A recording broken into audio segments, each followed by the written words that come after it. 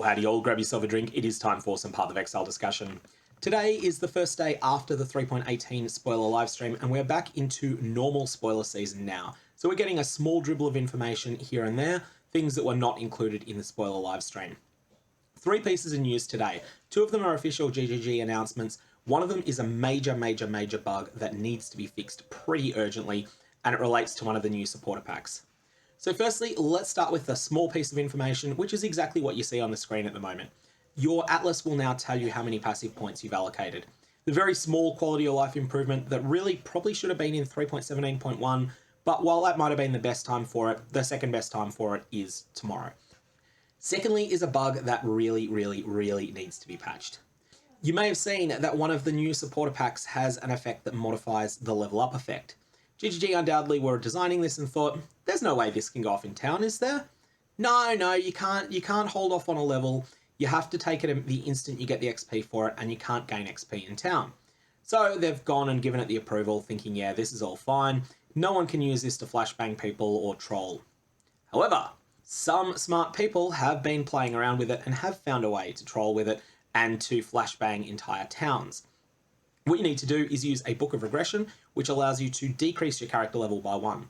Turns out that this effect doesn't just go off when you increase your character level, but it also goes off when you decrease it.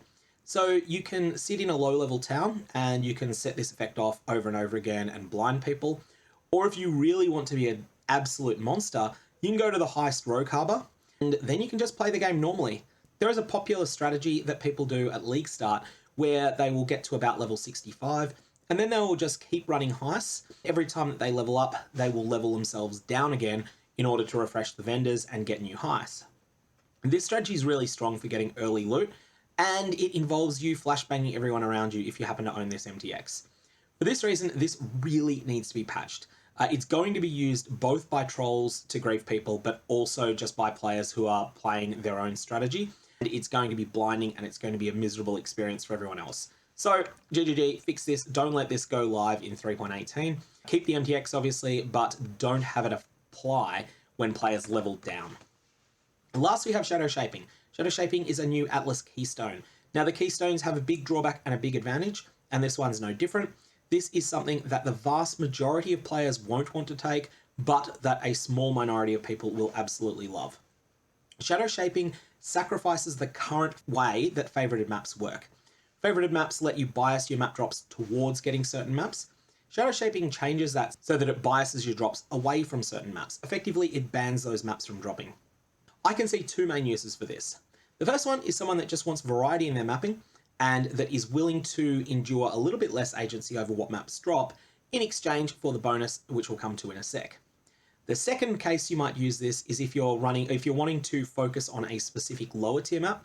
So let's say that you want a specific tier 7 map to drop, then you can favorite, i.e. ban, all of the other tier 7 maps and all the tier 8 maps. And then you'll be able to get that tier 7 map to drop more. The other effect on this is that maps found in your maps have plus 1% chance to have a special implicit modifier for each different map you have favored. Now, this is like getting an extra scarab, but the thing is it stacks with other scarabs, and so it'll be pretty appreciated. You get something like area contains an additional Legion encounter, as you see here. That's not amazing, but if you're using higher tier Legion scarabs already, then that's a very appreciated extra little boost in power there. So for that reason, I think Shadow Shaping is pretty reasonable if you're the sort of player that likes a diversity of maps that you're running. There will be people who definitely take advantage of the ability to focus on a single lower tier map and ban everything else of that tier plus everything from 1 tier higher, and then use that to get a magic find strategy going with a few extra little bonuses. Anyway, that's all I got on this. May your Valorps have interesting results, and I will see you around.